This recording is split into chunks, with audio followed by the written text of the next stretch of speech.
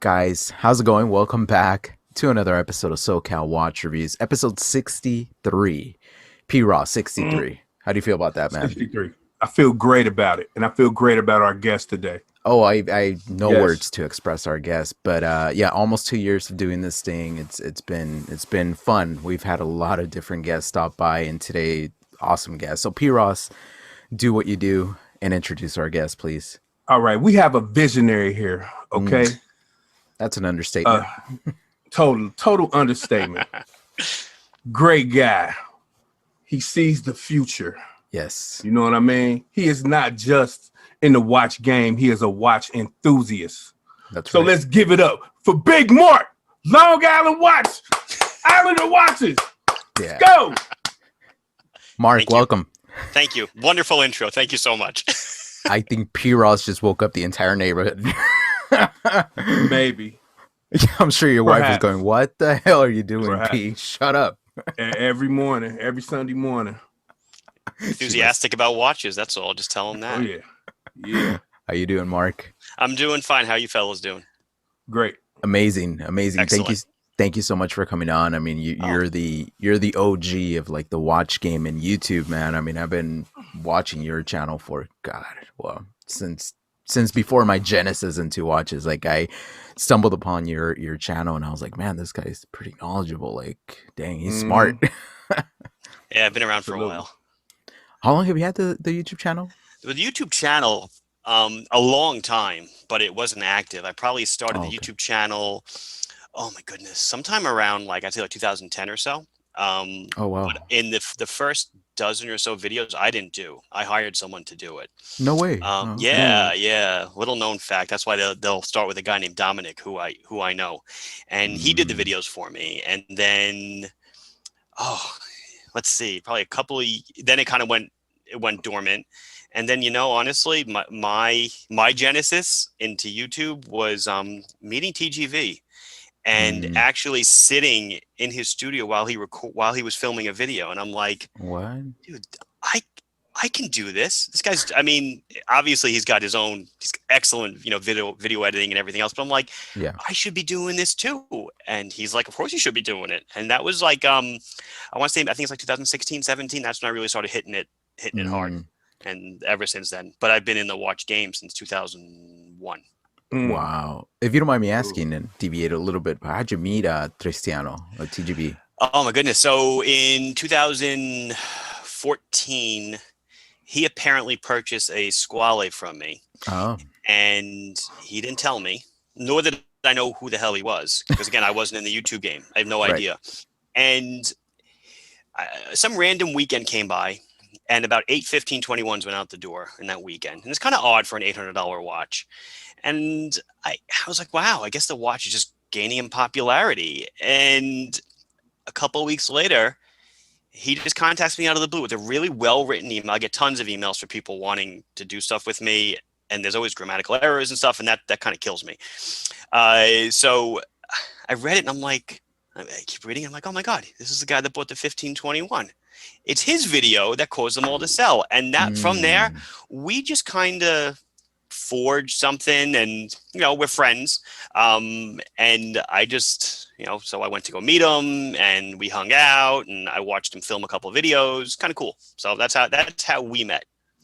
That is very cool. That is very cool. So before we move on, let's do a wrist check. I am very curious to see what you got on. So I hemmed and hawed over it. I was like, what do I show these guys? I don't know. So, I mean, I have my, I almost said Grand Seiko. It's not. It's my Prospex Spring Drive that I've been shooting on the channel. And it really is. I mean, the watch is amazing. And as you know, I usually do too. So I'm also wearing my wave dial Islander. Ooh, so cool. Nice. Yeah. That looks nice. Yep. How about you guys? P-Ross.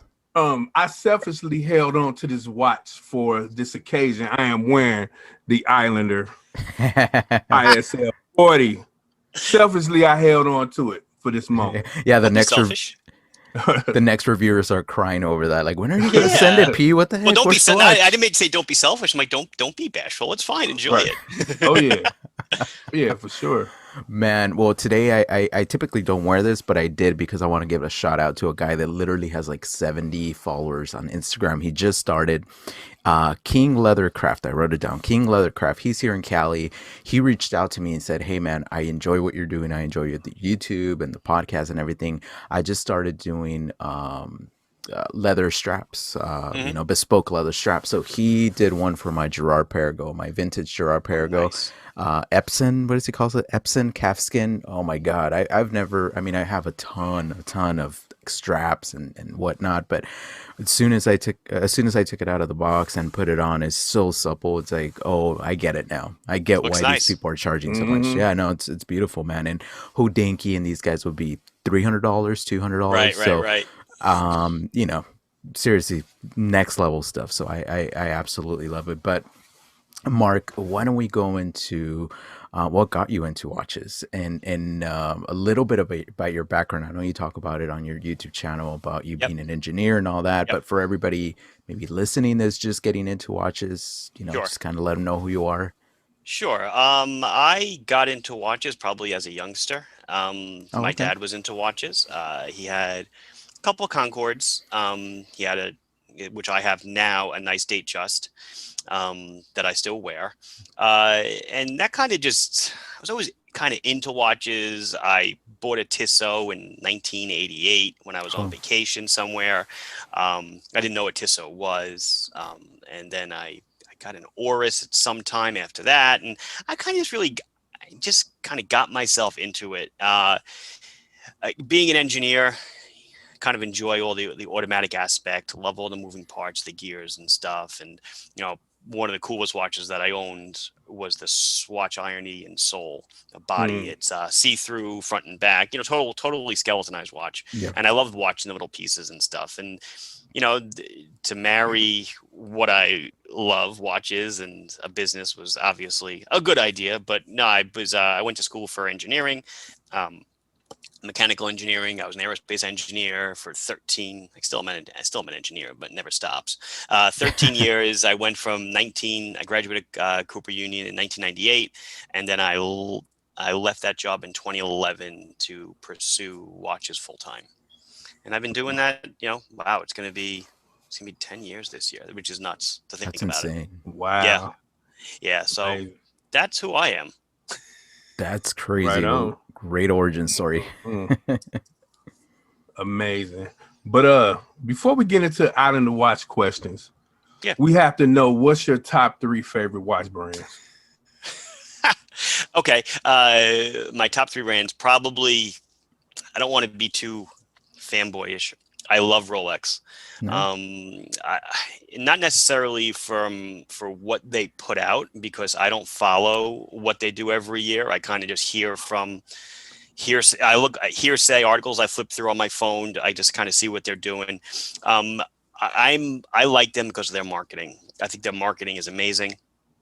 For them to be able to consistently build such a following that when they release a new watch, even if it's just changing a bracelet or changing something minute, they've got people lined up out the door the next day waiting to get it. And it's not, $100 bauble, it's stuff that's $7, $8, $9, $10, $15, $20, $30,000. So I think their marketing is primo. Whatever they do, their secret sauce. I read a stat when I was first getting into this business, that of the top 10 brands that advertise in wristwatches, Rolex was number 1. They spent more than 2 through 10 combined.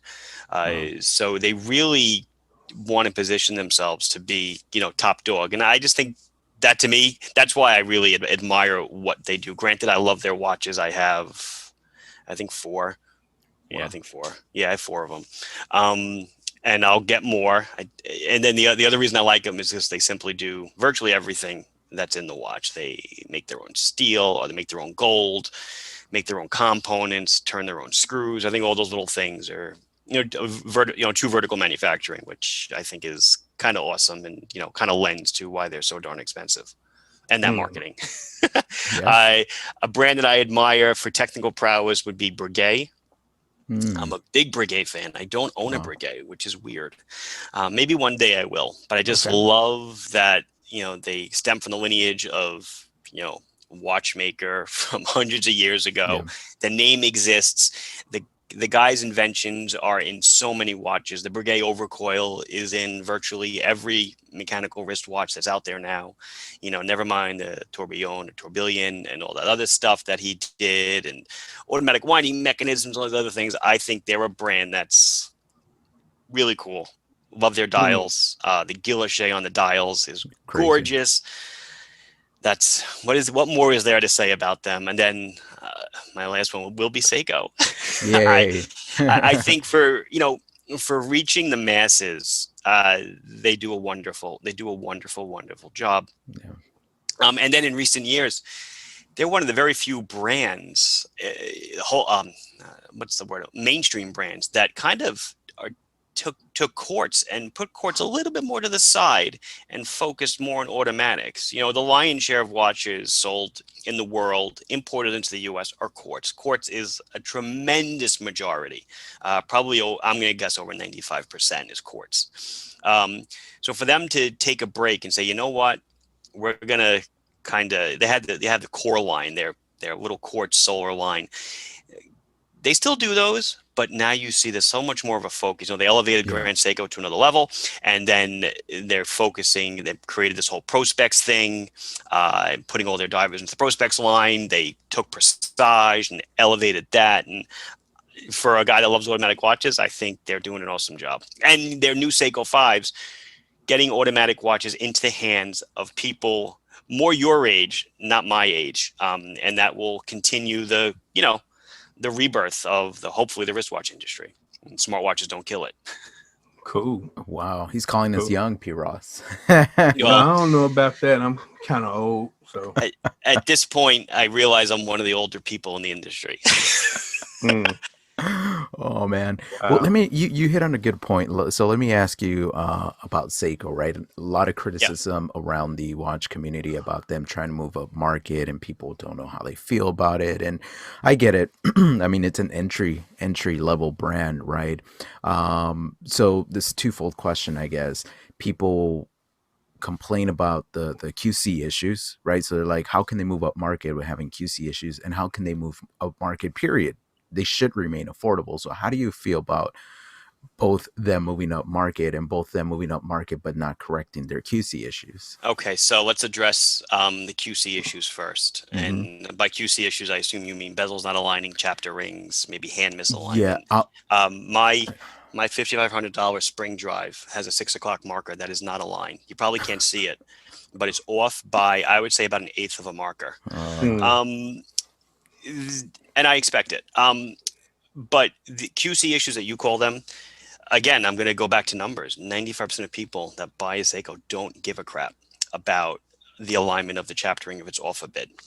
Watch collectors, watch connoisseurs, purists such as yourselves and people that are in the online community, they tend to develop large amounts of OCD. A lot of my customers are very OCD. And this bothers them. But most of the people that Seiko are selling to, they don't care. They really don't care. So I got to believe at this point, they know about their QC issues and they just choose not to fix them, because I don't think it really gets back to the factory that it's an issue, nor the only people complaining are these small communities. So I kind of don't really, I understand it's an issue for you, for me, for probably most of your viewers watching, but for the layman, it's not a problem. Wow. So that's my opinion. Okay. I could be totally wrong, but that is my opinion. Your other question about them moving up market. So it's a slippery slope. They haven't really gone up market much. People perceive them going up market. The only thing that's caused them to go up market is the disappearing of the gray market. Gray market is really going downhill. They made a vow years ago to tackle the gray market. So let's take an SNK 809, which is that 37 millimeter military watch on the fabric strap that almost everybody's got. The sticker on that box was always $185. Always. That's the sticker price. That was never a $65 watch like you could get on Amazon, or a $60 watch, or a $55 watch. The gray market became so prevalent that it drove all the prices down on those little Seiko 5 models, on the SKX. The SKX is a $375 watch, I think. Really? Now I'm thinking about the SKX 173 and the 175. Those were the two models made for the US. They were, you know, a $300 and change watch. So when people say Seiko's going up market, they took Grand Seiko and went up market, sure. And then they developed a whole new line of Presage with Shippo dials and all these other ones. And sure, those are up market. Those are $1,000 and stuff. But like the Presage series, that's $475. That's kind of still in the wheelhouse of what they were always selling at. The one thing they got rid of was they've abandoned a lot of the lower end quartz models that they sold so many of. So did they go up market? A little bit, but it's really the price that the customer is paying is changing.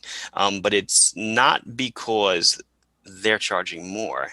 It's because they're eliminating sources of distribution that were knocking the price down. How's that sound? Interesting. That's a great answer. But unfortunately, it's one of those things. It's not like you can just say it everywhere, but it's really it's the honest truth. It's because the middleman is back in the game now, and that causes the price to go up. That's pretty interesting. Wow. Okay, that's insane. So you gave your 3 favorite watches. What about movements? Swiss, Japanese, or German? Miyota 9015. I think, and that whole series, the Power Reserve series, the Offset series, I think those are, I mean, I know enough of all the brands I sell. I sell Sellita, I sell Etta, I sell Seiko movements, I sell every line of Miyota, 9000 down to the 821A and 8015s, 8215s. I think the Miyota 9015 is one of the best movements out there, and I think it outperforms Etta 2824, Sellita SW200. The Seiko movements, like I use in the Islander watch, like the NH36, it's an amazing movement. There's nothing wrong with it, but dollar for dollar, that's probably the best movement out there. But if you want a great movement at an affordable cost, the 9015 is just like, I started using it in one of the dress watches recently, and you know, I started using it because I know it's a good movement, but then the more people I talk to on the other side of me in industry, the people actually making the watches and the people running their own tests and everything, the 9015 comes out on top. Wow. So, cool. So that's kind of where it's almost sad to say, but I dig that movement, 20,800 beats per hour. Maybe the only thing against it would be that it's a unidirectional winder. But other than that, accurate. Even in its base configuration, it's finished nicely. It's easy to regulate. It's just got a lot of stuff going for it. Yeah, one of my main complaints that I have with the Miyota movements is the rotor, because it's a little noisy in my opinion. But I could tell, and I'm not an engineer or even know about watches that much to look at a movement and be like, oh, okay, you know, I see this, see that. But one of the things I do see is like the screw on the rotor, right? I think the NH only has 1 and this one has 2, I believe. I think it has 3 actually. Or 3? You're right. Yeah, I think it's 3 in a triangle configuration. So just by looking at that alone, I was like, all right, so I could definitely tell it's not in the same level as the NH, but it's a lot noisier in my opinion. But yeah, I agree with you. It's definitely a great movement. I was really expecting for you to say maybe German, maybe like Longa or something, but yeah, interesting. Well, you know what? It depends how much money you want to spend. Sure. Right? I mean, that's kind of what it comes down to. Yeah, no, I guess you're right. But let me get into a business question, because I admire you not just from a YouTube perspective and a watch perspective, but you definitely are a visionary, just how Pete Ross envisioned you. I mean, introduced you that you're a visionary. And And basically, I know you started selling watches online very early on when it wasn't really a thing, right? Mm-hmm. Yeah. Also, you saw the vision to start selling aftermarket parts for Seiko, right? Yeah. Mm-hmm. And then you saw the vision for the Islander watch, right? Right. So Right. it's crazy that you knew things ahead of time and you were kind of a pioneer in your industry, and I admire that. So what advice do you have for anybody starting a business, any business? What would be a good piece of advice you have for somebody? Well, more specifically in what I do, I kind of just saw the need for things, being ingrained in it for so long. For at this point now, it's going on near 20 years Yeah. that I've been doing this. So I see what people are buying, see what they're doing. I was certainly not the first person to sell Seiko watch parts by Right. far, Right. but I was one of the.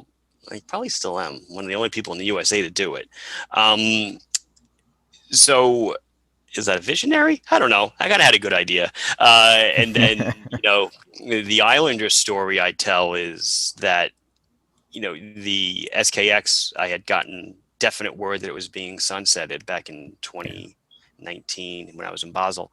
In a meeting with Seiko, I was told. So it being that it was a majority of my business, I knew then and there that I had to create something that would take its place, and that's kind of how Yeah. the Islander was born. But I guess a lot of that just came out of necessity and Hmm. looking in the future and seeing what the heck was going to be happening and how was I going to make ends meet. But I guess in the more general sense, as as silly as it sounds, it just never stopped working. It never stopped grinding. I I work a lot. People say in my videos, "Oh, you look tired." Well, I am tired, but it's not because I didn't get a good night's rest. I just usually don't sleep because my brain is always circling with ideas. But when I was starting out, I worked a full-time job. I'd come home, have dinner, and then I'd go to work at the next job. The watches, and that continued for that was 10 years I did that. Wow. And then when I left my career to focus on it full time, I thought, wow, I'm going to have plenty of time. Well, you don't. It's amazing how when you start focusing on things, the day goes fast. And, there are days when if you count the time on the phone, it's 18 hours, it could be 18 hours a day that you're working. So my bad advice for poor health is never stop Never grinding, stop. never stop working. And that's it. The more, I just said this in a video. I did a video where people, well, actually, you asked me questions and I answered, Yeah. yours first. And by the way, Great. Thank you. I got admonished by the Spanish community for pronouncing your name wrong. So Miguel, I said Yeah. Miguel, and I had so many people from the Mm, Latino community go, "It's wow. Miguel, Yeah. MEE-GEL." I'm like, oh my goodness, I'm sorry. Oh, wow. Coming from some guy that hates his name spelled wrong. So Yeah, I didn't want to correct you. Even my who did I show it to? I showed it to my brother-in-law, like the guy that bought the watch from you. oh yeah, He's yeah. like, Miquel. He looks at me. I'm like, it's okay, man. Hey, He's white. yeah, Yeah. exactly. So I correct myself here, Miguel. I'll never do it Thank you, wrong Mark. again.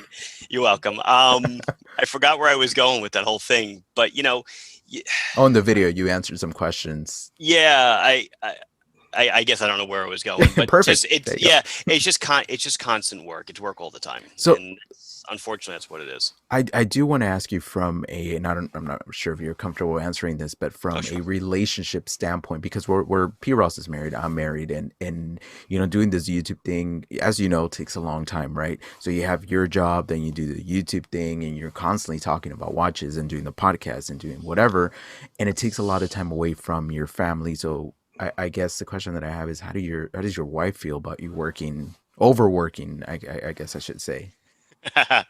um, she's okay with it. I'm actually in her office now, in her home Mm, Okay. office because I don't want to use mine. Uh, so my wife actually works for me. So Nice. she's the accountant. She's a CPA. Nice. Yeah, very supportive. I have three kids also on Oh top of yeah. just being married. So, you know, over the years, I guess I've just kind of learned to absorb it all, and that goes into the late nights and stuff. And sometimes work doesn't start until all 3 kids are sleeping. So it gets even later.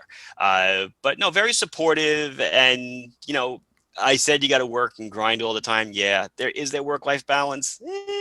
There is. You have to make time for it when it's necessary. I hired another guy back in October because it was really just getting to be way too much. And since then, I've actually been able to take a little time off at night. I can watch TV. I've never watched TV at night in all of my, ever since I graduated college. Wow. Never sat down, never just kind of chilled on the couch. It's always been working. So it was kind of nice to see what people do at night. I was like, oh, this is interesting. I had Netflix for, almost since it came out digitally, and I've never even launched it. Oh, wow. Oh, look at it. You got all these shows on here. So wow, that's insane. Yeah, it's been kind of nice, so I guess, you got to make time for it, fortunately or unfortunately, and you got to make your decisions. What suffers? Oh, I knew what I was going to say before. Okay. So in that video, I had said that, when you work for someone else, your potential is limited. The amount of money you can make is limited by what that person wants to pay you. True. It makes sense. Amen. Yeah. Mm-hmm. If you want to work, I was an aerospace engineer, but I was in defense, and big corporate America company with 100,000 employees, 40,000 in North America. So just a number kind of thing. Yeah. Love my boss, great guy. But if I worked twice as hard, I'd get, instead of the company-wide 3% raise, I got 5%. What do you friggin' do? Yeah. Whereas what I do now, and if you really truly put your heart into it, if I work twice as hard, the potential is there to make twice as much money. It's not maybe not necessarily going to happen, but the potential is there, and that's kind of being your own boss is like that. That's number one. I cut as many strings to people that I'm dependent on as possible. So cool. That's kind of where I'm going. Great advice. Now, I'm sorry. Oh, sorry. Go ahead, Piras. So, being in the watch industry and being an enthusiast, does those two worlds collapse? And you know what I mean? Yeah. So unfortunately, unfortunately, sometimes watches just become a commodity. Okay. To me, it's just something that I am buying at one price and selling at another. I don't even know the number of watches that have passed through my hand. It's probably over 100,000 watches just through receiving inventory. If I happen to ship stuff out, I don't ship. I have people that do all the shipping for me. But eventually unfortunately, it's just a commodity. And very rarely am I stricken with a watch where I'm like, I have to have that watch. This spring drive, I had to have. A buddy of mine showed it to me, and he said, "Hey, Mark, you see this?" And I said, "Oh my, I have to have that." So of course, being a Seiko dealer, I was able to pull some strings and get myself one. But it's very rare that I'm enamored, over the moon, excited, can't believe what they're doing. Only for my own watches that I do, because I guess there's a lot of, obviously it's an extremely large financial investment on my part and everything else. But it does take a toll. And you'll find that most people that are in the industry, forget the micro brand industry, go into the larger business industry. Mm-hmm. Seiko management, citizen management. They are not enthusiasts. They are capitalists. Right. And it is just a matter of how much crap you can shove through a vendor's door in a year to make a number. And that, I try not to become that. But at the same time, it's difficult because that is what pays the bills. Right, for sure, for sure. It honestly doesn't come across that way. You still come across as an enthusiast, and I think that's why you're making an assumption. I think that's part of the success of your business is that people align with your beliefs and with the way you come across. It's definitely, I'm definitely a mom and pop store. I guess I'm pop. But, it's a lot bigger, I think, than people imagine. But at the same time, I worked in my father's hardware store. My father owned a hardware store in Manhattan his whole life. He got it from his father. And, I really enjoy the entrepreneurial spirit. I love owning your own business. But I try to keep my personal aspect in it. And because I do love doing it, I do love working with people. I love talking to people every day. And I love watches. There's no doubt about it. I do love them, but at certain times they do become a commodity, unfortunately. Wow. Well, I did want to ask, kind of backtracking a little bit about your wife. What was that like to tell your wife, I'm an aerospace engineer, I'm assuming making really good money, to say, hey, I'm going to quit my job and just focus on this watch thing? I mean, how did So she no, take so it? now I've known my wife and I met in high school. So Okay. we've known each other since 10th grade. Okay. Wow. Okay. She went to Binghamton University, which is upstate New York. I went to Cooper Union, which is in Manhattan. We dated through college. So they're separated by about 200 miles. Oh. So we got married in about a few years after college, 2001. And she knew that, I started a business in 2001, selling watch. So she knew what was going on, Oh, and I okay. enjoyed it. It was, 2003, I launched the website. And business started picking up rather quickly. Again, I was one of the first people to do it online. A lot of the people that started with me are no longer around. I would say Joma Shop is probably one of the only other ones that's kind of still around. Mm. And 2006, my first son is born. So now I'm still cranking every night. I'm working, and the income from the business, the revenue is starting to creeping up. And I'm getting really excited. Go to see my accountant. I'm showing him, and he's like, "You have a hobby." He goes, "You don't have a business." I love the guy. He's so down to earth. He's like, so what? You made an extra blah. He's like, it's a hobby. He goes, keep working at it. So sure enough, 2000 and let's see, 2011, yeah, my son started kindergarten, and both sets of our parents were not able to do any of the bus work. So I had planned in advance. I said, you know what? I think 2011, I'm going to cut the ties to, my job and go full time. And she was very nervous, very scared. Number one concern was healthcare, because healthcare, insurance was through where I worked. But she was a controller in an equity firm. So she was able to get insurance herself. Okay. And I made the switch, and she was scared. She was nervous. Again, my accountant was the guy cheering me on the whole way. He's like, don't worry. He's like, this he's telling her, he's like, he knows what he's doing, just, be confident, he's got potential, blah, blah, blah. And look, here we are a decade later. She left her job a few years after that. That's awesome. I've hired numerous people along the way. I have people all over the country that work for me nonstop. It's just so, yeah. How was it? It was difficult in the beginning, very difficult. And, the latest guy I hired in October, who I'm actually friends with beforehand, we were coworkers back at my old job. Oh. He had to kind of do the same thing. Him and his wife had to discuss, hey, Marc wants to hire me to be he's basically my right-hand man now. I'm going to leave this steady job that I have, making a steady paycheck, and go to a guy who's saying he's going to pay me. And so I kind of felt what the poor guy was going through. I knew what he was going through, but I just said, you got to have faith. Hopefully I'm not going anywhere. Right. But yeah, so kind of history repeated itself a little bit. Wow. Now, is he a watch guy? No. Yes. Oh, okay. Oh, So okay, that made cool. it a lot easier.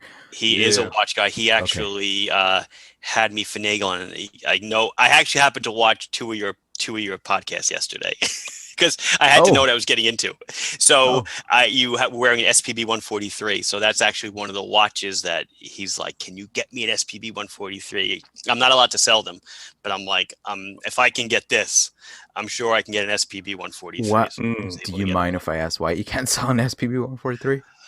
So Seiko has you can, it's fine. Seiko has kind of strange distribution habits. And I'm talking present day right now. This could all change tomorrow. I never know. But part of their strategy to do upmarket, as you were saying before, and as we were saying before, with their 6R15, 6R35 line, they kind of made the decision that anything that's a 6R15 or higher, so more or less at $600 and over, cannot be sold online through shopping cart technology with an add to cart button. What? Has to be called to order. So if you go to you go to any of the big Seiko guys, I'm not going to name them. You more than likely cannot buy these watches online. You have to either call them to order it, or you have to walk into a store. So because I don't have a physical store, shame on me. It's just a choice that I made. I am not permitted to carry them. Wow, that's weird. It's Very kind of weird. interesting. I understand it. I sat with Yeah. the president of Seiko, and he explained it to me, and I was like, okay, whatever. I'm happy, dude. I'm happy doing what I'm doing. I'm happy for the Right. opportunity that I have to sell what I have. I'm thrilled. When people think Seiko online, a lot of times they think of me. Makes me happy. They treat me well. I think I treat them well. I give them a lot of lip service. I give them a lot of YouTube time. So it kind of just works out well. Cool. So, Mark, you mentioned something pretty interesting. So you went back and you listened to some of our podcasts, so we appreciate that. And we did have a question with one of our guests about kinetic movement. So Right. we were asked, like, do you guys know if it's still being produced? And we're like, hey, we have no clue. But apparently you do, obviously. So Yeah. Well, I did a little research on it, and the USA hasn't had a kinetic watch in years. They stopped making it simply due to just issues with customers and them not getting Sure. charged up enough. So in the USA, you will not find it. In some markets, they might still do the Premier line, which the Premier line isn't even in the States. But yeah, they kind of they nixed that. And interestingly enough, just as a kind of almost like a parallel or a sidebar, I just mentioned this in the video, 2 videos ago that I did on new titanium Seiko that came out. They seem to be curtailing solar as well. What? That I think there's something deeper to it. Oh, I do think that there's something else behind it. Really, I can't really say much about it, but it's evidently absent. There's been no solar releases in like the last 6 months. Everything is quartz based, and a lot of the popular solar models, like the tank dress watches, the SUP 880, have gone to full on battery quartz. what? So I got curious to see what kind of happens there, because I love solar. I Okay. think it's so cool. Yeah, I Yeah, have 2 solar watches, so and it's yeah. interesting because I mean, Citizen built their whole basically business with the Eco Big Drive. time. Big, And they just came out with that brand new movement a year and a half ago or so. Super duper thin, never needs a battery change, solar, blah blah blah blah blah. Like, and when we talked about Seiko before, like I said, Seiko seems to be taking the high road with automatics, whereas Citizen USA really doesn't market manufacture really any automatics. There's just a couple. Yeah. Most citizens in the country are solar. If you want the autos, you have to go gray market or overseas to get them. Yeah, I noticed that's why some people like family members, friends are like, what about, what watch do you recommend? And I never say Citizen, and they always go, what Right. about Citizen? I've heard about Citizen, but it's like, well, if you want a solar watch, but they don't Yeah, really. they happen to Right. make great watches, and they are. I mean, at least a few years ago, they were the #1 watch producer in the world. There's nothing to believe that they probably still are not, because they obviously own a lot of brands. But yeah, I don't know. Just Citizen, I'm sorry, just doesn't light my fire.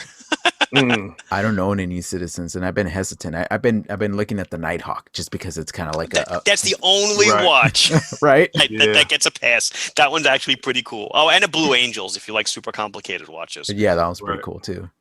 No, Right. very cool. All right. So, how long before launching the first Islander watch were you planning the Islander watch line? Almost happened by, forced my hand, I guess, in a way. In 2018, I was at a jewelry show in Vegas, and I sat with a brand owner, someone, I won't mention who it is or what brand it was, but someone, I don't really sell their watches. I just kind of know the guy. And he had said to me, with your following on YouTube, on Instagram, I mean, back then I wasn't even over 100,000 followers on YouTube. He's like, why don't you just build your own watch? That's what you should be doing. And I was like, I don't want to build my own watch. I don't like it. I don't want to get into that. I'm happy doing what I'm doing. Right. So then fast forward, March of 19, now I'm already making parts and stuff. And I learned from a VP over in Japan that Seiko was discontinuing the SKX officially.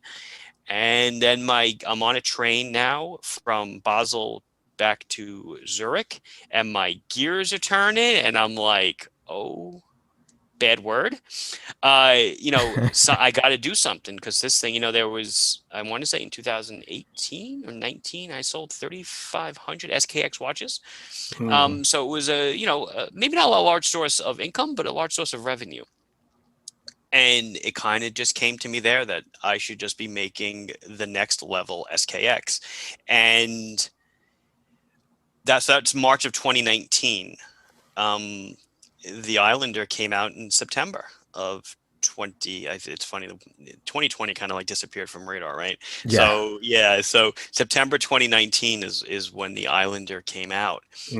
So it took me about 8 months or so. That's about right. Or 6 months.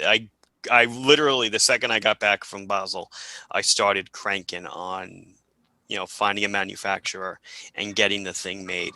And then over the summer, I was dealt what I thought was going to be a death blow.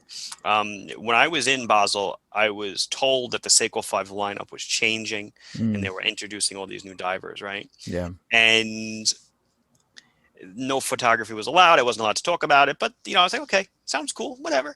And then like over the summer, they released them, and I was like, oh my God, this is the next generation SKX. I'm like, and I'm making my own version. This is going to be horrible. And then it turns out they made it 100 meters water resistant, not a screwed down crown. And just, I think they lost a lot of purists with that one. So it kind of still cemented what I was doing. And then the price that you could buy mine for was still comparable to what they were selling theirs for. But mine was sapphire, ceramic, hand winding, hacking, solid link, screws, blah, blah, blah, blah, blah, blah, blah. Yeah. So about 6 months. There's your answer. Wow, that's crazy, P. I mean, this guy, you move fast, Mark. You move. I had to. So, what's the biggest lesson you've learned since actually launching a watch line, especially in such a short period of time? Probably a bunch of lessons. I guess to learn a lesson, you had to have done something wrong. I would say so far I haven't done anything drastically wrong with the watch line, although people hate the logo, which I think is hysterical.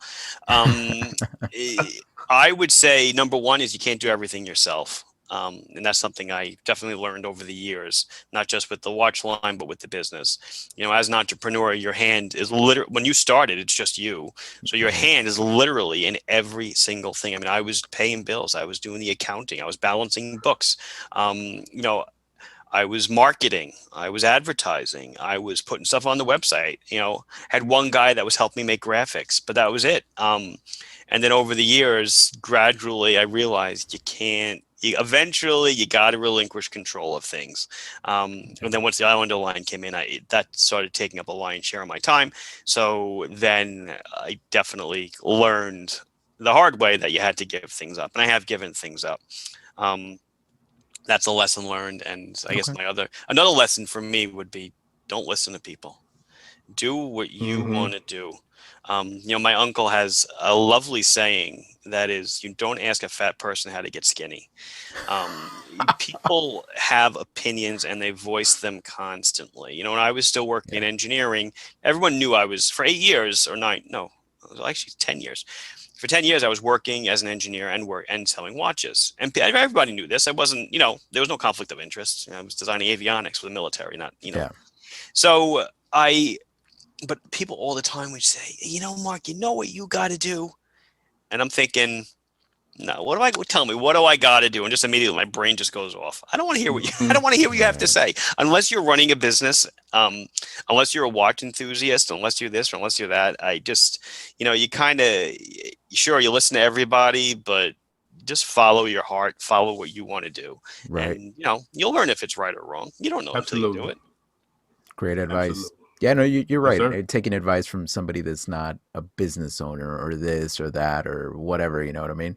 It's people don't understand that. They just think that you're just sitting there in your underwear selling watches.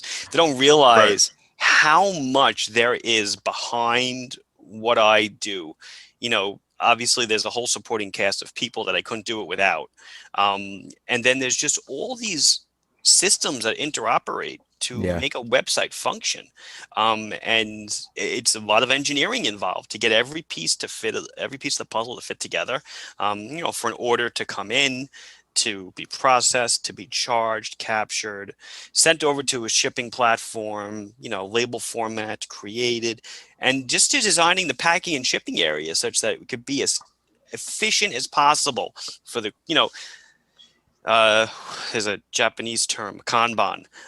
Just all these things. The most often gotten things are as close to the person as possible. So, maybe you don't have to move more than 3 steps to pack, 10% of the watches that we sell or whatever. So there's all these little things come into it. And, there is a lot more than just, your design sucks.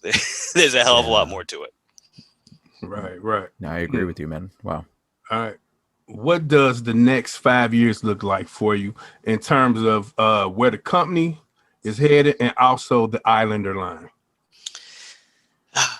More of the same, I guess. I just think it's gonna, people, I'm asked that a lot. And you're supposed to, I never even wrote a business plan for myself. People say, always, you should write a business plan so you kind of have an idea of where you want to go. Right. I never did that. I just always say I want to keep doing what I'm doing. I want to do more of it. I have no plans to do anything drastically different. I have no plans to splinter off into other businesses, at least as myself as the owner. Just more watches. I really want to focus on the Islander line because I really enjoy it. Okay. And more of the same. It's what I like doing, and why change what you like doing? If it ain't broke, man, don't fix it. Yeah. Yeah, pretty much.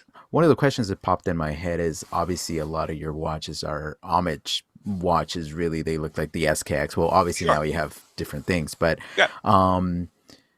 was there ever a thought in your head that you said, "Oh crap! If I put this out, obviously I know the CEO of Seiko. If I put this out, it's going to be a conflict of interest. I should probably separate what I'm doing with another website and with another Instagram and what have you." Sure. And that's something that came to me, a few months ago. I started thinking, wow, if I always try to plan ahead for things, the way I'm going. And I was thinking, geez, if I ever want to cleave this off, cleave off the Islander line and sell my business, I kind of not set up for that, am I?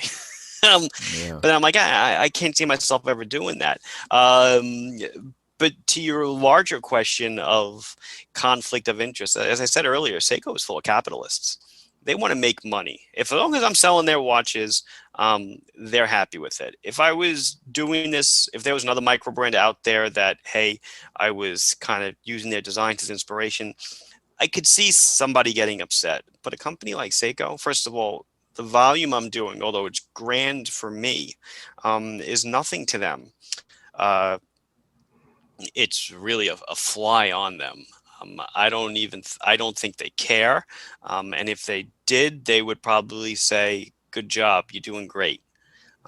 We're all just selling watches. It's really what it comes down to. I mean, eventually everything is an homage to everything else. The Rolex sub inspired basically every dive watch out there, even if they say that Rolex was inspired by another, whatever. But it all comes from one place. If you think it's bad now, just wait a few months. There's other models coming out that people are going to flip their lids over when they see. But, I've said it, I'm going in two certain directions. One direction is the homage line. And honestly, it pays the bills. It does well. The watches sell phenomenally. I'm not stepping on anyone's toes. I'm not violating any copyright or trademark or anything. That's one direction. That funds the other direction. The other direction, which does newer types of watches like that. I call it the ISL 54. It's the 36912 watch, kind of like an 8-dial Pilot. It funds the Pilot's watches that I did. Those are all original designs. Granted, a Pilot's watch is a Pilot's watch. Sure, it's going to look like any other Pilot's watch, but it's my case, my dials. I chose the hands. I did all that stuff. On the 54, ditto. The case may have been inspired by something else, but the dial is all its own. And then on the latest dress watch, that is my case. People say, oh, you ripped off the Saab case. It looks like a Saab case, but SAR parts will not fit on it. It's a different case. It's a different profile. It's a different thickness. The lugs are different. There's a lot of differences in it. But then there's already, I want to say there's 3 or 4 more majorly unique, nothing out there designs coming out. Probably later this year, I hope. And then there'll be more of stuff that looks really familiar to a lot of people. And again, that one funds the other. Yeah. Cool. Well, So has Seiko? I'm sorry. Oh, go ahead. I was going to talk about homage, but talk Okay. about Seiko and. No, has Seiko ever gotten with you and commented on your watches anytime? Yeah, it's a nice job. Okay, Oh, really? cool. Hey, Cool. there you That's go. what's up. Yeah, I mean, it's, like it all started with the SKX, which is a discontinued watch. So say what you want about it. Right. It is discontinued. The Samurai case one that I do is not a Samurai case. It's actually smaller than a Samurai case. It takes 007 parts. I thought that was a genius maneuver. Take a watch. The 007 has a whole ecosystem built around it, as does the 013. So there'll be designs coming out that will look familiar, but they'll take all the 013 and 007 parts. What kind of fool would not harness that opportunity? Yeah. So like I said, so later this year, I'll release new watches, but the parts will be unique. You won't be able to swap anything because there's going to be no other parts for it. That to me it's a way to go. It's fine. I'm happy to do it. But if you want to mod it, you won't be modding anything. If in engineering, we always, especially for the defense, you try to make everything as modular as possible. So you could put things together in a different configuration at a later date. And there's this whole ecosystem of parts available for turtles, 7s, 13s, a little bit of samurai. Why wouldn't you make a watch design that would harness that? Because now the user can buy it and do whatever. They have a whole plethora. I don't have to develop anything. Sure, I sell some parts, but you can go to any parts guy you want anywhere around the world. Their parts will work on my watches. That to me is like, it's like a win-win for everybody. Cool. Yeah, no, for Absolutely. sure. Well, I was just gonna say that it's no secret that I don't think P. Ross has much of an issue with homage watches, but Not really. and what I'm talking about is not homage in the sense that they take inspiration, because you're right, Mark. Everything takes inspiration from something. I get that, but I'm not okay with the 1-to-1 replica or carbon copy like Pagani design, right? Or those things that like clearly just remove the logo and it's a Rolex, like. Right, It looks like a Rolex. So I've seen your designs, right? So I recently had the opportunity to check out the one piece wearing the ISL 40, the field watch, and it really did remind me a lot of the khaki field, right? Hamilton khaki field. But you did put your little spin on it and with a different bracelet, and it does look different enough in my opinion where I'm okay with it. And a lot of your SKX models really do kind of don't look like an SKX because you changed the dial, you changed a lot of different things. So again, I'm okay with that, So I respect what you're doing, and I see how they're the foundation for what you want to build upon, right? So they're the ones bringing in the money. So I respect that. So I just don't want people. I'm bringing this up because somebody brought this up to me, right, on a podcast, and they said, "Well, you have such a gripe with homage watches. How do you feel about the Islander watches?" And it took me by surprise because I was like, "How do I feel about the Islander watches?" And I'm okay with them because they do, in my opinion, they do look different. But furthermore, to kind of expand on that, I have a Pagani design, right? And I've handled your watch, not even close. The quality is completely different, man. I mean, I could tell that you take pride in what you do, and the QC is there. And furthermore, like I said in my review video, which by the way, thank you so much. I want to thank you publicly again for giving me the opportunity to be the first person to review that watch, the ISL 40. Thank you so much. But like I said, that one. Pick it up. I see it nice. Like I said before, your customer service is top notch, man. I mean, obviously I bought the watch that got me into the hobby, the SKX 007. I bought it from you like 6 years ago, and I was nervous. Really? Yeah, I had never, go back on your records. You could check it out. I will. $195. And the reason why is because I subscribed to your newsletter, which I still get, and I got a discount, a 5% discount. Nice. I think 5%. Yeah, you're right. That's what it is. And I messaged you, and you didn't know who I was. I didn't know who you were. I wasn't on YouTube. I was nobody. I was barely getting into watches, and your response was like this. I mean, you were just replying back to my emails, answering all my questions. I was like, man, this guy is actually really good. And then the more I saw your channel and heard about you, and I have a bunch of friends that have actually purchased watches from you, it's like, yeah, Mark is the man. Like, if you're going to do business with anybody, this is the guy to do business with. So what I'm getting at is that although your watches are homage to something else, they do have their own little spin on them, and doing business with you would be a no-brainer. So I recommend anybody listening and watching, I am not kissing Mark's ass. I promise you that. The guy's a good guy. That's why we had him on the show, and we stand behind him. Yeah, I'll say I'm sorry, go ahead. I think the customer service there is awesome, because I ordered a Q-Timex with the Coke bezel. Oh, another guy ordering stuff without me knowing. Yeah, and I saw it at the price. I said, what? And I said, ding, click, get it.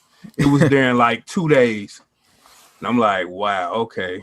Yeah, this is the real deal right here. I like this. Yeah. So I'll comment. I'm going to try to remember the two things I wanted to say. The first thing is that, a lot of people will say, why you could just get AliExpress, I guess, which everybody says. Just go to AliExpress and you can buy the same thing there. Well, you can't. Again, as I said, I've built an entire business around this. I'm here. I'm in the States. Customer service, everything else around it. The watches are checked. I do my best. Anything wrong, I replace it. People know this. There's just a lot that goes into it, and I take a lot of pride in it. And when I see my logo on it, I take ownership, and I know it's mine. You talk about, homages that 007 was discontinued. So yeah, I kind of made my own version. Then I said, you know what? I'm going to make all my own. I'm going to do a lot of different colors too, because I think they missed the boat on a lot of different colors. Right. And then you'll see with more watches I have coming out, I'm going to take other cases that are going to look very similar. They can be modified a little bit differently, but I am just doing them differently. They can have different dials. I just think there's a lot of lost ground marketing to people. So I'm gonna fill that niche, and unfortunately for some people, it's rubs them the wrong way, but it's fine. I'm okay with it. I sleep very well at night, so no problem there. The other thing I wanted to say is with the field watch that's now been passed on. You're one of the very few people that ask for a watch to review it with the intent to know that you're sending it back. Yeah, of course, man. Whatever we work out afterwards is different. But I just got to say it though, there's so many people out there that will not review an Islander because I will not give it to them. They all said the same thing. Well, you don't understand. I put all my time and effort into the video. I need to keep it so I can recoup my costs. And I say to that, well, that's not really my problem. I said, how do you do a fair review if you're getting the watch for free? Oh, don't worry, I'll be objective. That's not possible. You can't be objective, because I'll never give you another watch to review again if you give me a bad review. So I mean, don't read too much into it. I don't want to say that there's it's no channel in particular that did this to me, but there are large channels that refuse to review them, and flat out told me, I don't do reviews if I don't keep the watch. Wow. Okay, that's fine. But I know people have come up and say, how come none of the bigger channels have reviewed the watches? Maybe it's because there's honor among YouTubers, and maybe it is. Maybe somebody doesn't want to get on my bad side. I don't know. But I really have nothing to hide. I maintain a stack of boxes like this with, there we go, I get both hands in the screen. A stack of boxes like this with all Islanders stacked. And if somebody wants one, they just ask me, and I send it to them, and they send it back. Do a video, whatever. I don't care, but that's what they're there for.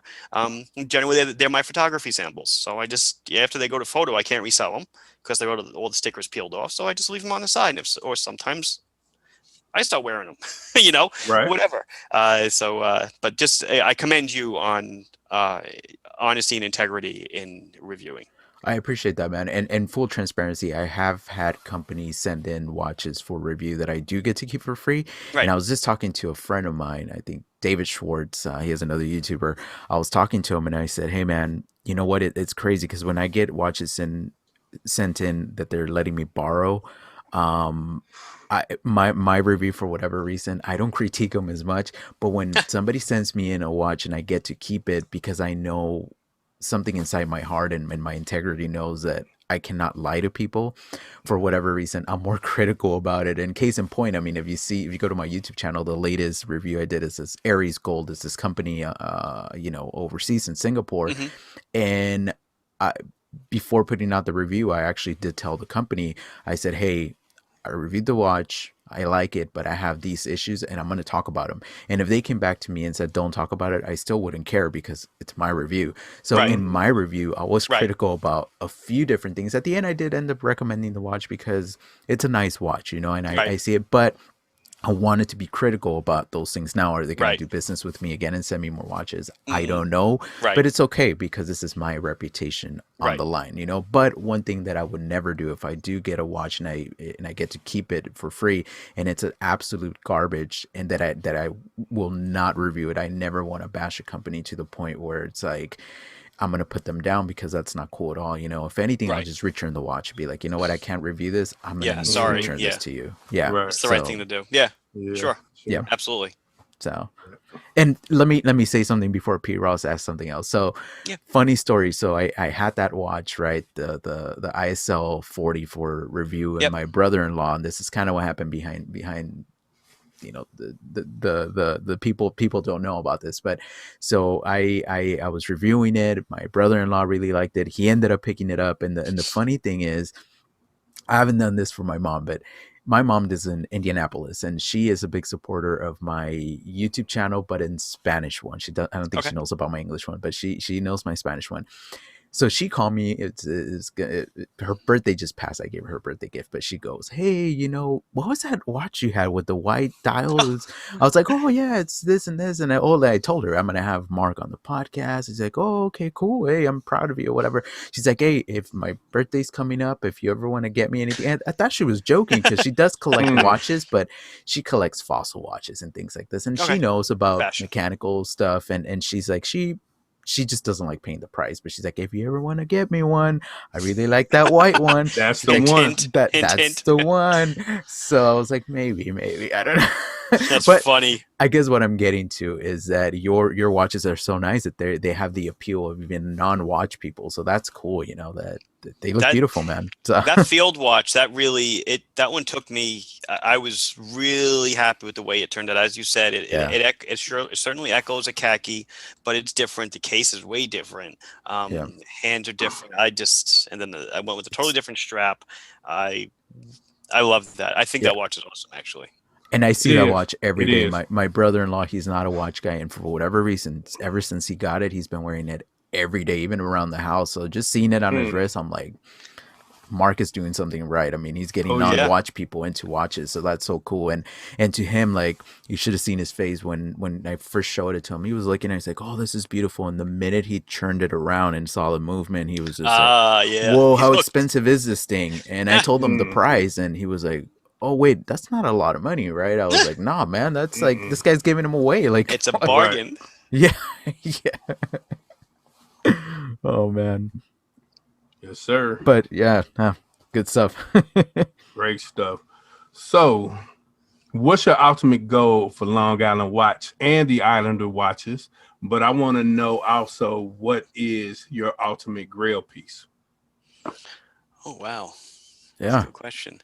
So my ultimate goal, so before you ask me for the 5-year plan, I think the ultimate plan for me is for this business to last me into my retirement, if I ever retire. I think that's really all I want. Smartwatches are coming. They are definitely coming. The future will rely on getting teenagers now, which my 14-year-old won't wear a watch. Oh, what? Yeah, I gave him a Seiko 5 when he was like 10. He never wore it. I wear it now. So, Okay. I hope that this business is mechanical watches around for a much longer time. But I'm 44. I only need another 20 years or so out of this business, and then I'm, I can maybe retire.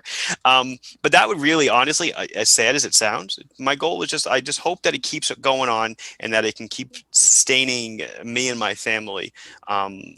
and I have goals in my life. I'd like to have. I have this crazy dream for a beach house. I want a beach house. Maybe it can help me with that one day. I don't know. I live on Long Island. It's a great place. It's expensive as hell. It's snowing like the dickens right now for the third time this season, which I'm kind of done with the snow. But yeah, I mean, we're surrounded by water, but I want a warmer climate. So I envy you in California. Oh man, it's beautiful over here. Yeah. So, but I guess the end goal is for it to really just sustain me, and my family. That's kind of all you can really ask for. Right. They say if you love what you do, you never work another day in your life. It's true. I love what I do, but damn, do I work. I work every day, and I work hard at it. Grail piece. It's funny. I don't think there is one. There's watches that I want to get, and I have the means to attain them. It's just a question of when I do attain them. I have, so I mentioned Rolex before. I have the Blue Dial Yachtmaster. Which is stainless steel and the platinum bezel. Earlier in May of this year, much to the chagrin of people on Watch You Seek, apparently, I picked up a white gold Daytona. People didn't like that. Somebody really got their gears bent out of shape. That a guy selling affordable watches bought a white gold Rolex, whatever. It's kind of funny to see how many people just totally bashed him down afterwards. My next watch that I get watches all the time. Obviously I wear Islanders like crazy. The next watch I do want, though, is I want to complete what I consider my trio of blue dial Rolexes, which would be platinum 228206, platinum date 8. I want to get that. Nice. I'll probably get that. And then after that, I honestly don't know. I'll see what life brings. I definitely want to own a Breguet one day. Those though can go. You can get in the door for $12,000, or you can get one for $100,000. Where do where do you want to go? But yeah, I don't really maintain a list of grails, again, because watches, like I said before, do become somewhat of a commodity. So for someone to say, "Oh, I really want," XYZ watch, it has to really connect with me. The spring drive connected with me. But yeah, so kind of a half answer. I apologize. No, that's great. That's a great answer, man. So we got about 7 minutes left. This is a part in the show when we talk about other things. So it could be books or food or whatever. It could be watches, whatever you want to talk about. So Mark, do you want to talk about anything, other things, recommend anything to anybody? It's Super Bowl Sunday. It is. I'm making nachos later. I was going to order in, but I knew the snow was coming. So I got the wings. So normally we go out every year. This year we're going nowhere. Yeah. But I'm not a football fan at all. Don't watch it. My son, my 14-year-old loves it. So I told him, he was upset. So I was like, okay, I'll get wings. I'll make sandwiches, whatever. So I have to make nachos. Anybody have a good nacho recipe? No, I don't. But if you're inviting, I'm coming over. You're like, no, with coronavirus, you're not inviting me. Go. Yeah. So I guess people sometimes ask, what do you do other than work? Because I said I work all the time. Yeah. I love to cook. Oh, cool. And I love to read. Two things. I'll read anything. I read fiction. I'll read nonfiction. I am the cook in the house. I'll cook dinner every day. I'll cook dinner on the weekends for the week, this and that. Nice. But how about you guys? What do you guys do besides what you're doing right now? Ooh, P. Well, I run another YouTube channel, Purple Underground, dealing with Prince music. I see the Prince poster in the background. Yeah. So, but it's more of a music channel in general, music, movies, just whatever. Right. I feel like doing at the time. I cook a lot. Matter of fact, I cooked a steak for my wife last night. Nice. And it was the bomb. Ribeye. Nice. Yes. Nice, man. Well, for me, to be honest with you, I've been so so much into this whole YouTube thing that it really has taken over my life. And that's the reason I was asking, right? How does your wife feel about the business or whatever? Because this has really kind of become a business without really getting paid. It takes a long time to do a Spanish channel, an English channel, an Instagram account, a YouTube thing. My full-time job, which I'm in sales. So that's super demanding. One of the biggest, not biggest, but I guess the biggest salesperson in my company that had been there from the genesis of the company, just recently left. So they gave me about close to 100 accounts, and each account has different managers that I deal with on top of my thing. So it's been overwhelming, would be an understatement.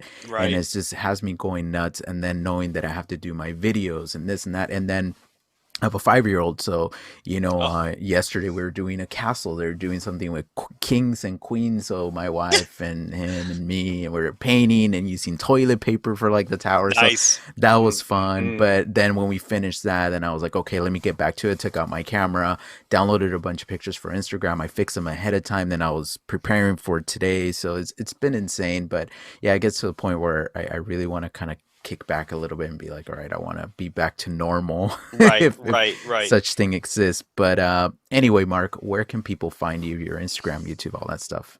Well, online, longislandwatch.com, clearly. I think my Instagram is Long Island Watch.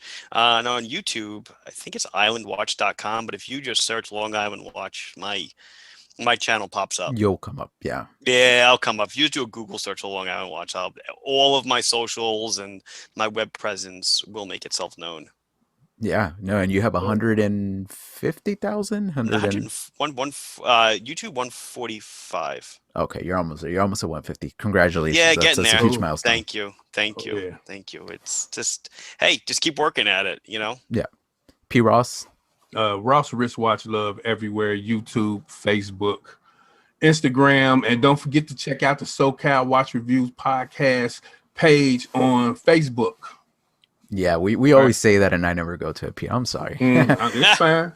So hey, before I tell people where to find me, congratulations, P. He just hit 1,000 subscribers yesterday. I saw that. So, I saw that. Congratulations. It's a big deal. It's a big deal for a YouTuber to hit 1,000. It's a lot of work. So you deserve it, man. You've been at it for a long time. So much success. Thank you. Best both. of luck. SoCal Watch Reviews for me on YouTube, on Instagram, and Relojeando. That's my Spanish channel for any Latin America people. And don't give Mark any grief for not knowing how to pronounce my name. It's fine. You can call me Miquel all you want. No, I know. I love learning stuff, man. And now I know. All right. Well, Mark, it's been fun. Thank you so much. Thanks for having me. I appreciate it, guys. Being on. Pete, thank you so much. For everybody out there, stay humble.